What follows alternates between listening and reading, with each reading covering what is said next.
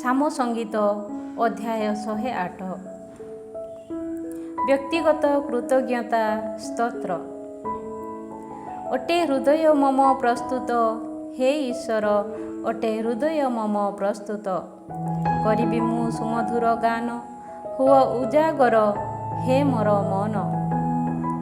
ହେ ବୀଣା ତଥା ସାରଙ୍ଗୀ ହୁଅ ଉଜାଗର, କରିବି ମୁଁ ପ୍ରଭାତକୁ ଉଜାଗର।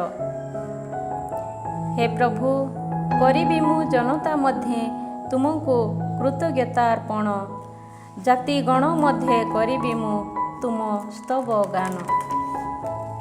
କାରଣ ନିରନ୍ତର ସ୍ନେହ ତୁମର ଆକାଶମଣ୍ଡଳ ଅପେକ୍ଷା ଅଧିକ ଉନ୍ନତ, ପହଞ୍ଚେ ତୁମ ବିଶ୍ୱସ୍ତତା ମେଘମାଳା ପର୍ଯ୍ୟନ୍ତ।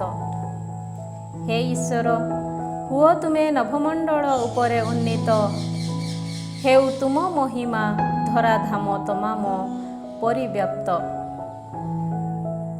ହୁଅନ୍ତୁ ତୁମ ସ୍ନେହାସ୍ପଦ ଗଣ ମୁକ୍ତ, କରି ବିସ୍ତାର ସାହାଯ୍ୟାର୍ଥେ ଦକ୍ଷିଣ ହସ୍ତ ତୁମର ଦିଅ ମୋତେ ଉତ୍ତର। କରିଅଛନ୍ତି ପ୍ରଦାନ ପ୍ରଭୁ ତାହାଙ୍କ ପବିତ୍ର ଆଳୟେ ପ୍ରତିଶ୍ରୁତି, କରିବି ମୁଁ ବିଜୟାନନ୍ଦ ପୂର୍ବକ ଶେଖେମକୁ ବିଭାଜନ। କରିବି ମୁଁ ସୁଖତ ଉପତ୍ୟକାକୁ ବଣ୍ଟନ। ଅଟେ ଗିଲିଆଦ ଓ ମାନାସେ ମୋର, ଅଟେ ଇଫ୍ରାଇମ୍ ଶିରୋଣାସ୍ତ୍ର ମୋର, ଯୁଦା ଅଟେ ରାଜଦଣ୍ଡ ମୋର। ଅଟେ ମୋଆବ ମୋର ପ୍ରକ୍ଷାଳନ ପାତ୍ର, କରିବି ମୁଁ ଏଦୋମ ଉପରେ ପାଦୁକା ମୋର ନିକ୍ଷେପ, କରିବି ମୁଁ ଫିଲିଷ୍ତିଆ ଉପରେ ବିଜୟରବ ମୁଖରିତ। କରିବ କିଏ ମୋତେ ସୁରକ୍ଷିତ ନଗରୀକୁ ଆନୟନ, ଏଦୋମ ଦିଗେ କରିବ କିଏ ମୋ ପ୍ରତି ପଥ ପ୍ରଦର୍ଶନ। ହେ ଈଶ୍ୱର, କରିନାହିଁ ତୁମେ କ'ଣ ଆମକୁ ପରିତ୍ୟାଗ? ହେ ଈଶ୍ୱର, କରୁନାହଁ ତୁମେ ଆମ ସୈନ୍ୟ ଦଳ ଗହଣେ ଗମନ।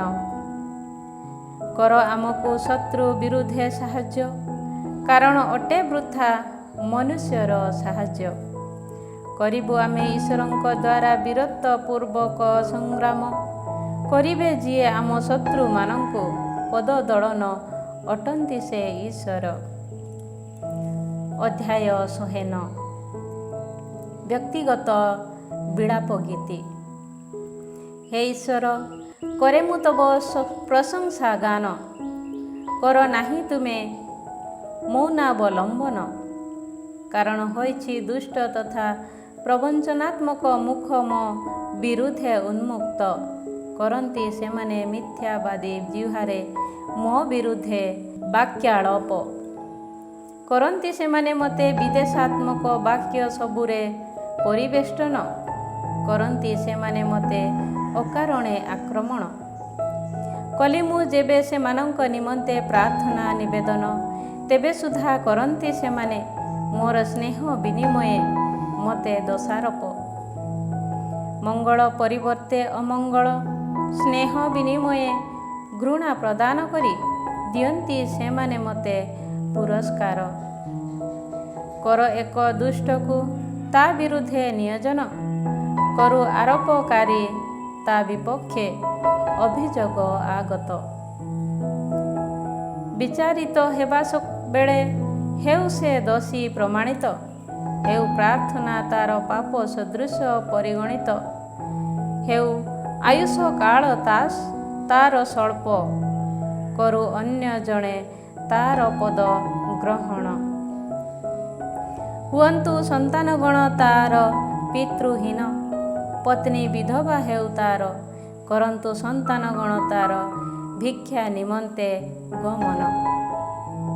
କରନ୍ତି ଯେ ସେମାନେ ଯେଉଁଠାରେ ବାସ, ସେଇ ଧ୍ୱଂସାବଶେଷରୁ ହୁଅନ୍ତୁ ସେମାନେ ବହିଷ୍କୃତ। କରୁ ଋଣଦାତା ତାର ସର୍ବସ୍ୱ ଅଧିକାର, କରୁ ବିଦେଶୀମାନେ ତାର ପରିଶ୍ରମ ଫଳ ଲୁଣ୍ଠନ। ନ ରହୁ ତା ପ୍ରତି କରୁଣା ପ୍ରଦର୍ଶନକାରୀ କେହି, ନ ଦର୍ଶାଉ ଅନୁକମ୍ପା ତାର ପିତୃହୀନ ସନ୍ତାନମାନଙ୍କ ପ୍ରତି କେହି। ହୁଅନ୍ତୁ ବଂଶଧରଗଣ ତାର ଉଚ୍ଛେଦିତ, ହେଉ ନାମ ତାର ଦ୍ୱିତୀୟ ବଂଶରେ ନିଶ୍ଚିହ୍ନ। ହେଉ ପ୍ରଭୁଙ୍କ ସନ୍ନିଧାନେ ତାର ପିତୃହୀନମାନଙ୍କ ଦୋଷ ଅନୁସ୍ମୃତ, ତା ଜନନୀର ପାପ ନ ହେଉ ନିଶ୍ଚିହ୍ନ। ହେଉ ସେ ସମସ୍ତ ପ୍ରଭୁଙ୍କ ସନ୍ନିଧାନେ ଅନବରତ ବିଦ୍ୟମାନ, ହେଉ ଉଚ୍ଛେଦିତ ପୃଥିବୀରୁ ତାର ସ୍ମରଣ। କାରଣ କଲା ନାହିଁ ସେ କରୁଣା ପ୍ରଦର୍ଶନ କରିବା ପାଇଁ ସ୍ମରଣ, କିନ୍ତୁ ନିର୍ଧନ ଦୀନହୀନ ତଥା ଭଗ୍ନ ମନାମାନଙ୍କୁ କଲା ସେ ସେମାନଙ୍କ ମୃତ୍ୟୁ ପର୍ଯ୍ୟନ୍ତ ପଶ୍ଚାଦ୍ଧାବନ। ଅଭିଶାପ ଦେବାକୁ କଲା ସେ ପସନ୍ଦ, ହେଉ ଅଭିଶାପ ତା ଉପରେ ପତିତ। ଆଶୀର୍ବାଦ କରିବାକୁ କଲା ନାହିଁ ସେ ମନୋନୟନ, ହେଉ ତାହା ତା ସମୀପରୁ ସୁଦୂର। ବସ୍ତ୍ର ସଦୃଶ ହେଲା ସେ ଅଭିଶାପ ପରିହିତ, କରୁ ତାହା ଜଳ ସଦୃଶ ତାର ଶରୀରକୁ, ଅତୈଳ ସମ ତାର ଅସ୍ଥିପୁଞ୍ଜକୁ ଆର୍ଦ୍ର। ହେଉ ତାହା ତା ଦ୍ୱାରା ପରିହିତ ବସ୍ତ୍ର ତୁଲ୍ୟ ଓ ତା ଦ୍ୱାରା ନିତ୍ୟ ପରିଧେୟ କଟିବନ୍ଧନୀ ସମ। କରନ୍ତି ଯେଉଁମାନେ ମୋ ଜୀବନ ବିରୁଦ୍ଧେ ଅନିଷ୍ଟ ବାକ୍ୟାଳାପ ଓ କରନ୍ତି ମୋ ବିପକ୍ଷେ ଦୋଷାରୋପ, ହେଉ ଏହା ସେମାନଙ୍କ ପ୍ରତି ପ୍ରଭୁଙ୍କ ଠାରୁ ଆଗତ ପ୍ରତିଦାନ। କିନ୍ତୁ ପ୍ରଭୁ ହେ ଈଶ୍ୱର ମମ, କର ମୋ ପ୍ରତି ତବ ନାମୋଚିତ ଆଚରଣ ସାଧନ। ନିରନ୍ତର ସ୍ନେହ ତବ ଉତ୍ତମ, ସୁତରାଂ କର ମୋତେ ପରିତ୍ରାଣ। କାରଣ ଅଟେ ମୁଁ ନିର୍ଧନ ତଥା ଦୀନହୀନ, ହୋଇଛି ହୃଦୟ ମୋର ଆଘାତ ପ୍ରାପ୍ତ। ହୋଇଛି ମୁଁ ସନ୍ଧ୍ୟାକାଳୀନ ଛାୟା ସଦୃଶ ଅନ୍ତର୍ଦ୍ଧାନ, କରନ୍ତି ମୋତେ ସେମାନେ ପଙ୍ଗପାଳ ତୁଲ୍ୟ ଆନ୍ଦୋଳିତ। ଉପବାସ ଯୋଗୁଁ ଜାନୁ ମୋର ଅଟେ ଦୁର୍ବଳ, ହେଲା ଶରୀର ମୋର କୃଶକାୟ। ଅଟେ ମୁଁ ମୋର ଦୋଷାରୋପୀ ମାନଙ୍କ ପ୍ରତି ନିନ୍ଦା ପାତ୍ର, ମୋତେ ଦେଖିବା ବେଳେ କରନ୍ତି ସେମାନେ ଉପହାସ ପୂର୍ବକ ସେମାନଙ୍କ ମସ୍ତକ ଆନ୍ଦୋଳିତ। ହେ ପ୍ରଭୁ ଈଶ୍ୱର ମମ, କର ମୋତେ ସାହାଯ୍ୟ, ତୁମ ନିରନ୍ତର ସ୍ନେହାନୁସାରେ ମୋତେ ରକ୍ଷା କର। ହେ ପ୍ରଭୁ ହୁଅନ୍ତୁ ସେମାନେ ଏହା ଅବଗତ, ଏହା ତୁମ ହସ୍ତ ତଥା ତୁମ ଦ୍ୱାରା ଅଟେ ସାଧିତ। ଦିଅନ୍ତୁ ସେମାନେ ଅଭିଶାପ, କିନ୍ତୁ କର ତୁମେ ଆଶୀର୍ବାଦ। ହୁଅନ୍ତୁ ବିରୋଧୀଗଣ ମୋର ଲଜ୍ଜିତ ଓ ଦାସ ତୁମର ହେଉ ଆନନ୍ଦିତ। ହୁଅନ୍ତୁ ଦୋଷାରୋପୀ ଗଣ ମୋର ଅପମାନିତ ପରିହିତ, ହୁଅନ୍ତି ଯେପରି କମ୍ବଳରେ ଆବୃତ, ହୁଅନ୍ତୁ ସେହିପରି ସେମାନେ ସେମାନଙ୍କ ନିଜ ଅପମାନରେ ଆବୃତ। କରିବ ମୁଖ ମମ ଉଚ୍ଚ ସ୍ୱରରେ, ପ୍ରଭୁଙ୍କୁ କୃତଜ୍ଞତା ଅର୍ପଣ। କରିବି ମୁଁ ଜନମଣ୍ଡଳୀ ମଧ୍ୟରେ ତାହାଙ୍କର ସ୍ତୁତିଗାନ। ଦିଅନ୍ତି ଯେଉଁମାନେ ଦୀନହୀନମାନଙ୍କୁ ମୃତ୍ୟୁଦଣ୍ଡ, ଉଦ୍ଧାର କରିବା ପାଇଁ ତାଙ୍କୁ ସେମାନଙ୍କ ହସ୍ତରୁ, ହୁଅନ୍ତି ସେ ତାର ଦକ୍ଷିଣ ପାର୍ଶ୍ୱେ ଦଣ୍ଡାୟମାନ। ଅଧ୍ୟାୟ 110। ମେସିହା ସାମ। କହନ୍ତି ପ୍ରଭୁ ମୋର ପ୍ରଭୁଙ୍କୁ, କରିନାହିଁ ମୁଁ ଯେ ପର୍ଯ୍ୟନ୍ତ ତୁମ ଶତ୍ରୁମାନଙ୍କୁ ତୁମ ପାଦ ପୀଠ ହୁଅ ତୁମେ ସେ ପର୍ଯ୍ୟନ୍ତ ମୋର ଦକ୍ଷିଣ ପାର୍ଶ୍ୱେ ଉପବିଷ୍ଟ। କରିବେ ପ୍ରଭୁ ସିୟନରୁ ତୁମର ଶକ୍ତିମୟ ରାଜଦଣ୍ଡ ପ୍ରେରଣ, କର ତୁମେ ଶତ୍ରୁମାନଙ୍କ ମଧ୍ୟରେ ରାଜତ୍ୱ ସ୍ଥାପନ। କରିବ ତୁମେ ଯେଉଁଦିନ ତୁମ ସୈନ୍ୟ ଦଳକୁ ପବିତ୍ର ପର୍ବତ ଦିଗେ ଆନୟନ, କରିବେ ତୁମ ସୃଜନ ସ୍ୱେଚ୍ଛାରେ ନିଜ ନିଜକୁ ତୁମ ହସ୍ତେ ସମର୍ପଣ। ପ୍ରଭାତ ଗର୍ଭରୁ ଉଦ୍ଭବ ଶିଶିର ତୁଲ୍ୟ, କରିବେ ତୁମ ଯୁବାଗଣ ତୁମ ନିକଟକୁ ଆଗମନ। କରିଛନ୍ତି ପ୍ରଭୁ ଶପଥ ଗ୍ରହଣ, ହେବ ନାହିଁ ତାହାଙ୍କ ମନର କୌଣସି ପରିବର୍ତ୍ତନ। ଅଟ ତୁମେ ମେଲ୍କିସେଦେକଙ୍କ କ୍ରମାନୁବର୍ତ୍ତୀ ଏକ ଯାଜକ ଚିରକାଳୀନ। ତୁମ ଦକ୍ଷିଣ ପାର୍ଶ୍ୱେ ଅଟନ୍ତି ପ୍ରଭୁ ବିରାଜମାନ, କରିବେ ସେ ତାହାଙ୍କ କ୍ରୋଧର ଦିନେ ରାଜାମାନଙ୍କୁ ଛିନ୍ନ ଭିନ୍ନ। କରିବେ ସେ ଜାତିଗଣ ମଧ୍ୟରେ ନ୍ୟାୟ ବିଚାର ସାଧନ, ହେବ ସେ ସ୍ଥାନ ମୃତ ଦେହରେ ପରିପୂର୍ଣ୍ଣ। କରିବେ ସେ ବିଶାଳ ଭୂଖଣ୍ଡବାସୀ ରାଜାମାନଙ୍କୁ ଛିନ୍ନ ବିଚ୍ଛିନ୍ନ। କରିବେ ପଥ ପାର୍ଶ୍ୱସ୍ଥ ଜଳସ୍ରୋତରୁ ସେ ପାନ, ସୁତରାଂ କରିବେ ସେ ତାହାଙ୍କ ମସ୍ତକ ଉତ୍ତୋଳନ। ଅଧ୍ୟାୟ 111। ପ୍ରଶଂସା ସ୍ତୋତ୍ର।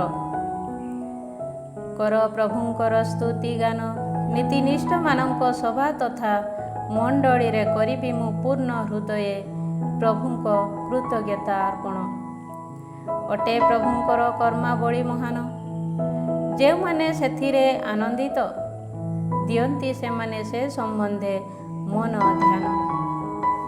ଅଟେ କର୍ମ ତାହାଙ୍କର ମହିମାମୟ ତଥା ପ୍ରତାପମୟ, ସ୍ଥାୟୀ ରହେ ନୀତିନିଷ୍ଠା ତାହାଙ୍କର ଚିରନ୍ତନ। କରାଇ ଅଛନ୍ତି ସେ ତାହାଙ୍କ ଆଶ୍ଚର୍ଯ୍ୟ କର୍ମାବଳୀକୁ ସ୍ମରଣ, ଅଟନ୍ତି ପ୍ରଭୁ ଦୟାମୟ ତଥା କରୁଣାମୟ। କରନ୍ତି ଯେଉଁମାନେ ପ୍ରଭୁଙ୍କ ପ୍ରତି ଭୟଭକ୍ତି ପ୍ରଦର୍ଶନ, କରନ୍ତି ସେ ସେମାନଙ୍କୁ ଖାଦ୍ୟ ପ୍ରଦାନ, କରନ୍ତି ସେ ସର୍ବଦା ତାହାଙ୍କ ବ୍ୟବସ୍ଥା ବିଧାନ ସ୍ମରଣ। କରି ଜାତିଗଣ ଅଧିକାରାଂଶ ତାହାଙ୍କ ସ୍ୱଜନମାନଙ୍କୁ ପ୍ରଦାନ, କରିଛନ୍ତି ସେ ସେମାନଙ୍କ ପ୍ରତି ତାହାଙ୍କ କର୍ମାବଳୀର ଶକ୍ତି ପ୍ରକାଶ।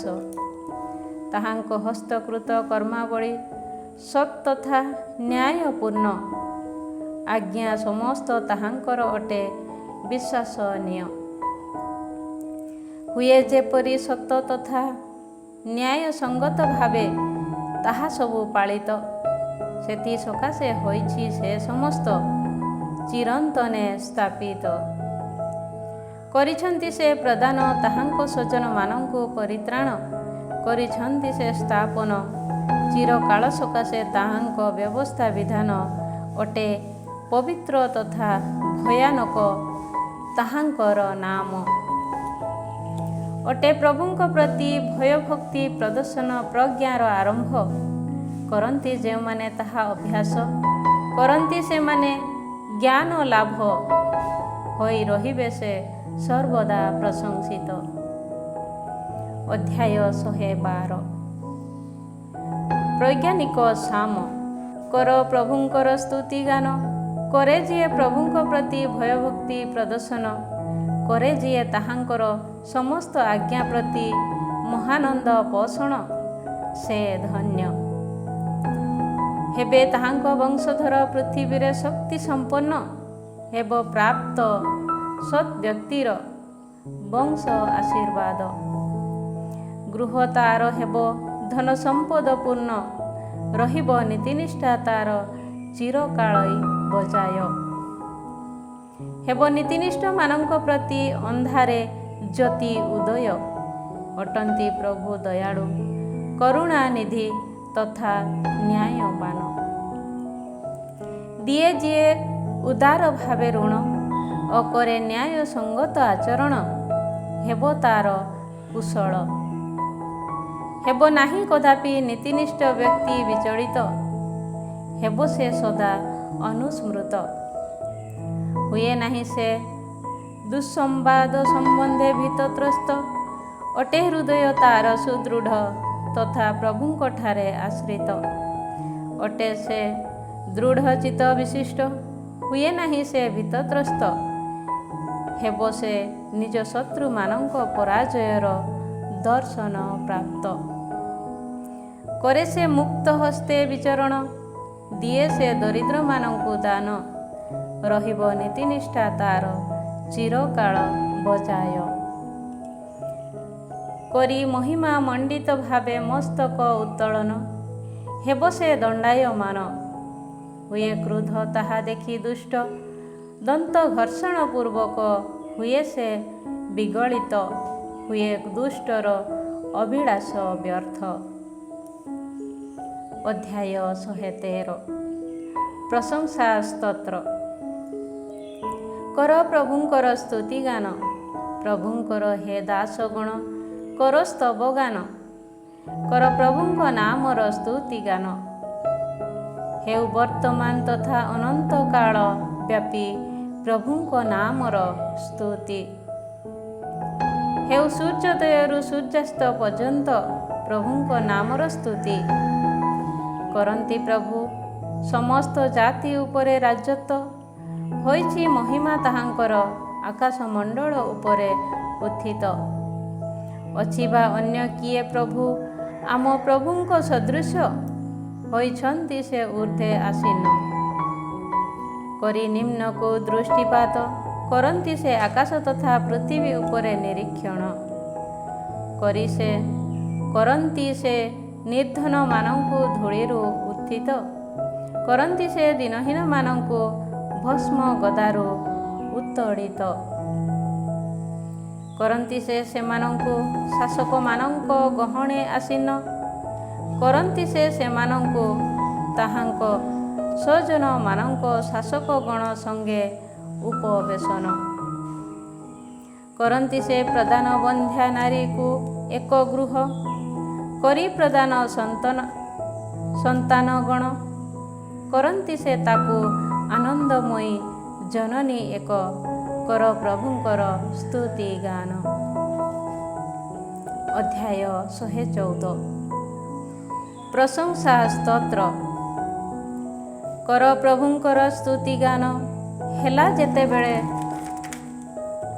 ଇସ୍ରାଏଲ ଇଜିପ୍ଟରୁ ବହିର୍ଗତ, ଅପରିଚିତ ଭାଷାଭାଷୀମାନଙ୍କ ମଧ୍ୟରୁ, ହେଲା ଯେବେ ଯାକୋବଙ୍କ ଗୃହ ବହିର୍ଭୂତ। ହେଲା ସେତେବେଳେ ଯୁଦା ପବିତ୍ରାଳୟ ତାହାଙ୍କର, ହେଲା ତେବେ ଇସ୍ରାଏଲ ଶାସନାଧୀନ ତାହାଙ୍କର। ଦେଖି ତାହା କଲା ସମୁଦ୍ର ପଳାୟନ, ହେଲା ପ୍ରତ୍ୟାହୃତ ଜର୍ଦାନ। ପର୍ବତ ସକଳ ପୁଂମେଷ ସଦୃଶ, ପାହାଡ଼ ସବୁ ମେଷ ଶାବକ ତୁଲ୍ୟ ଦେଲେ ଲମ୍ଫ। ହେ ସମୁଦ୍ର ତୁମର ହେଲା କ'ଣ? କରୁଅଛ ତୁମେ କାହିଁକି ପଳାୟନ? ହେଉଅଛ କାହିଁକି ତୁମେ ପ୍ରତ୍ୟାହୃତ ହେ ଜର୍ଦାନ? ହେ ପର୍ବତ ସକଳ ପୁଂମେଷ ସଦୃଶ ତୁମେ, ହେ ପାହାଡ଼ ସବୁ ମେଷ ଶାବକ ତୁଲ୍ୟ ତୁମେ, ହେଉଅଛ କାହିଁକି ଲମ୍ଫ? ହେ ପୃଥିବୀ ପ୍ରଭୁଙ୍କ ସନ୍ନିଧାନେ, ଯାକୋବଙ୍କ ଈଶ୍ୱରଙ୍କ ସନ୍ନିଧାନେ ହୁଅ ପ୍ରକମ୍ପିତ। କୌଶଳକୁ ଜଳାଶୟରେ ତଥା ଚକମକି ପଥରକୁ ନିର୍ଝରରେ କରନ୍ତି ସେ ପରିଣତ।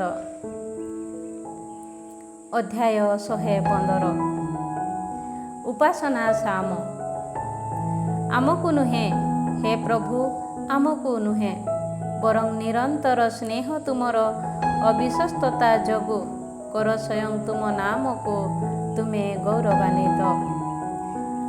କାହାନ୍ତି ଈଶ୍ୱର ସେମାନଙ୍କର?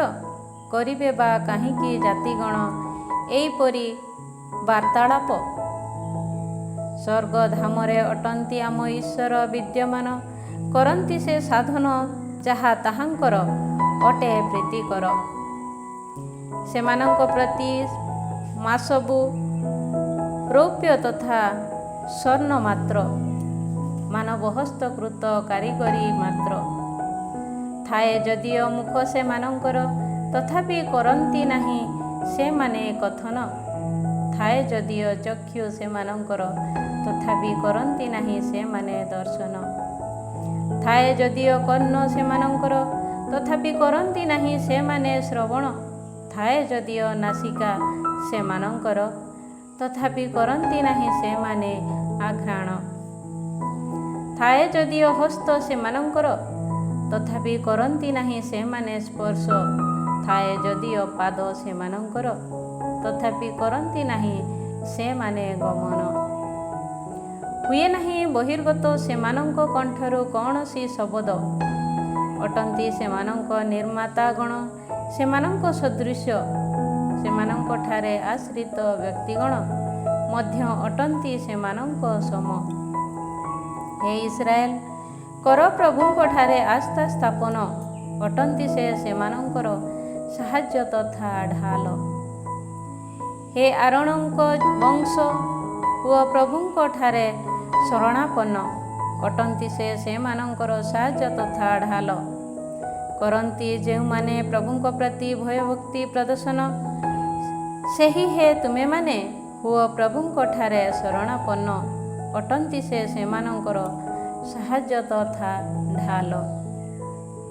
କରିଅଛନ୍ତି ପ୍ରଭୁ ଆମକୁ ସ୍ମରଣ, କରିବେ ସେ ଆମକୁ ଆଶୀର୍ବାଦ, କରିବେ ସେ ଇସ୍ରାଏଲ ବଂଶକୁ ଆଶୀର୍ବାଦ, କରିବେ ସେ ଆରୋନଙ୍କ ବଂଶକୁ ଆଶୀର୍ବାଦ। କରନ୍ତି ଯେଉଁମାନେ ପ୍ରଭୁଙ୍କ ପ୍ରତି ଭୟଭକ୍ତି ପ୍ରଦର୍ଶନ, ସେହି କ୍ଷୁଦ୍ର ତଥା ଶ୍ରେଷ୍ଠ ସମସ୍ତଙ୍କୁ କରିବେ ସେ ଆଶୀର୍ବାଦ। କରନ୍ତି ପ୍ରଭୁ ତୁମମାନଙ୍କୁ ବୃଦ୍ଧିପ୍ରାପ୍ତ, କରନ୍ତୁ ତୁମକୁ ତଥା ତୁମ ସନ୍ତାନମାନଙ୍କୁ ପରିବର୍ଦ୍ଧିତ। କରିଅଛନ୍ତି ଯିଏ ଆକାଶ ତଥା ପୃଥିବୀ ସୃଜନ, ଦିଅନ୍ତି ସେହି ପ୍ରଭୁ ତୁମମାନଙ୍କୁ ଆଶୀର୍ବାଦ। ଆକାଶମଣ୍ଡଳ ଅଟେ ପ୍ରଭୁଙ୍କର ଆକାଶମଣ୍ଡଳ, କିନ୍ତୁ କରିଅଛନ୍ତି ସେ ପ୍ରଦାନ ମନୁଷ୍ୟପୁତ୍ରମାନଙ୍କୁ ଭୂମଣ୍ଡଳ। ଯାଆନ୍ତି ଅବତରୀ ମୃତ୍ୟୁ ଦେଶ ତଥା ନୀରବତା ମଧ୍ୟକୁ ଯେଉଁ ବ୍ୟକ୍ତିଗଣ, କରନ୍ତି ନାହିଁ ସେମାନେ ପ୍ରଭୁଙ୍କର ସ୍ତୁତି ଗାନ। କିନ୍ତୁ କରିବୁ ଆମେ ବର୍ତ୍ତମାନ ତଥା ଚିରକାଳ ବ୍ୟାପୀ ପ୍ରଭୁଙ୍କର ସ୍ତୁତି ଗାନ, କର ପ୍ରଭୁଙ୍କର ସ୍ତୁତି ଗାନ। ଅଧ୍ୟାୟ 116। ବ୍ୟକ୍ତିଗତ କୃତଜ୍ଞତା ସ୍ତୋତ୍ର। କରେ ମୁଁ ପ୍ରଭୁଙ୍କୁ ସ୍ନେହ, କାରଣ କରିଅଛନ୍ତି ସେ ମୋର ସ୍ୱର ତଥା ନିବେଦନ ଶ୍ରବଣ। କରିଛନ୍ତି ସେ ମୋ ପ୍ରତି କର୍ଣ୍ଣପାତ, ସୁତରାଂ ଡାକି ତାହାଙ୍କୁ କରିବି ମୁଁ ପ୍ରାର୍ଥନା ଆଜୀବନ। କଲା ମୋତେ ମୃତ୍ୟୁର ଫାଶ ପରିବେଷ୍ଟନ, କଲା ମୋତେ ପାତାଳର ରଜ୍ଜୁ ବେଷ୍ଟନ। ଭୋଗ କଲି ମୁଁ ସଙ୍କଟ ତଥା ବେଦନା କଠୋର। ଡାକି ପ୍ରଭୁଙ୍କୁ ସେ ସମୟେ କଲି ମୁଁ ନିବେଦନ, କର ମୋତେ ରକ୍ଷା ହେ ପ୍ରଭୁ, କରେ ମୁଁ ନିବେଦନ। ଅଟନ୍ତି ପ୍ରଭୁ କରୁଣାନିଧି ତଥା ନ୍ୟାୟବାନ, ଅଟନ୍ତି ଆମ ଈଶ୍ୱର ଦୟାମୟ। କରନ୍ତି ପ୍ରଭୁ ବିନୀତମାନଙ୍କୁ ସଂରକ୍ଷଣ, ହୋଇଥିଲି ମୁଁ ଯେବେ ଭୂପତିତ, ଦେଲେ ସେ ତେବେ ମୋତେ ପରିତ୍ରାଣ। ହେ ଆତ୍ମା ମମ, କର ତୁମେ ବିଶ୍ରାମକୁ ପ୍ରତ୍ୟାବର୍ତ୍ତନ, କରିଅଛନ୍ତି ପ୍ରଭୁ ତୁମକୁ ପ୍ରଚୁର ଅନୁଗ୍ରହ ପ୍ରଦାନ। ମୋର ଆତ୍ମାକୁ ମୃତ୍ୟୁ କବଳରୁ, ମୋର ଚକ୍ଷୁକୁ ଅଶ୍ରୁପାତରୁ, ମୋର ପାଦକୁ ସ୍ଖଳନରୁ କରିଅଛ ତୁମେ ଉଦ୍ଧାର। କରେ ମୁଁ ଜୀବିତମାନଙ୍କ ଦେଶେ ପ୍ରଭୁଙ୍କ ସନ୍ନିଧାନେ ବିଚରଣ, ହୋଇଛି ମୁଁ ଅତିଶୟ ଦୁଃଖ ପ୍ରପୀଡ଼ିତ। କଲି ମୁଁ ଯେତେବେଳେ ଏହିପରି ବାକ୍ୟାଳାପ୍ୟ, ସେତେବେଳେ ସୁଦ୍ଧା ରହିଲି ମୁଁ ବିଶ୍ୱାସରେ ହୋଇ ସୁଦୃଢ଼। ହୋଇ ଭୟଚକିତ କଲି ମୁଁ କଥନ, ସମସ୍ତ ମାନବ ଅନିର୍ଭରଶୀଳ। ହୋଇଛି ମୁଁ ଯେଉଁ ଆଶିଷ ପ୍ରଭୁଙ୍କଠାରୁ ପ୍ରାପ୍ତ, ଦେବି ମୁଁ ତାହାଙ୍କୁ ତାହା ପରିବର୍ତ୍ତେ କେଉଁ ପ୍ରତିଦାନ। କରିବି ମୁଁ ପରିତ୍ରାଣର ପାନପାତ୍ର ଉତ୍ତୋଳନ, ଡାକି ନାମ ପ୍ରଭୁଙ୍କର କରିବି ମୁଁ ନିବେଦନ। ତାଙ୍କର ସ୍ୱଜନମାନଙ୍କ ସମ୍ମୁଖେ କରିବି ମୁଁ ବ୍ରତ ସବୁ ମୋର ପରିପୂରଣ। ଅଟେ ତାହାଙ୍କର ସନ୍ଥଜନମାନଙ୍କ ମୃତ୍ୟୁ ପ୍ରଭୁଙ୍କ ଦୃଷ୍ଟିରେ ଅମୂଲ୍ୟ। ହେ ପ୍ରଭୁ, ଅଟେ ମୁଁ ଦାସ ତୁମର ଓ ଦାସୀ ପୁତ୍ର ତୁମର। କରିଅଛ ମୋର ବନ୍ଧନ ତୁମେ ଶିଥିଳ, କରିବି ମୁଁ ଉତ୍ସର୍ଗ କୃତଜ୍ଞତାତ୍ମକ ନୈବେଦ୍ୟ। ଡାକି ପ୍ରଭୁଙ୍କ ନାମ କରିବି ମୁଁ ନିବେଦନ, ତାହାଙ୍କର ସନ୍ଥଜନମାନଙ୍କ ସମ୍ମୁଖେ କରିବି ମୁଁ ବ୍ରତ ସବୁ ମୋର ପରିପୂରଣ। ପ୍ରଭୁଙ୍କ ଆଳୟର ପ୍ରାଙ୍ଗଣ ମଧ୍ୟରେ ହେ ଜେରୁସାଲେମ, ତୁମ ମଧ୍ୟରେ କରିବି ମୁଁ ତାହା ସବୁ ପରିପୂରଣ କର ପ୍ରଭୁଙ୍କର ସ୍ତୁତି ଗାନ। ଅଧ୍ୟାୟ 117। ପ୍ରଶଂସା ସ୍ତୋତ୍ର। ହେ ସମସ୍ତ ଜନତା, କର ପ୍ରଭୁଙ୍କର ସ୍ତୁତି ଗାନ।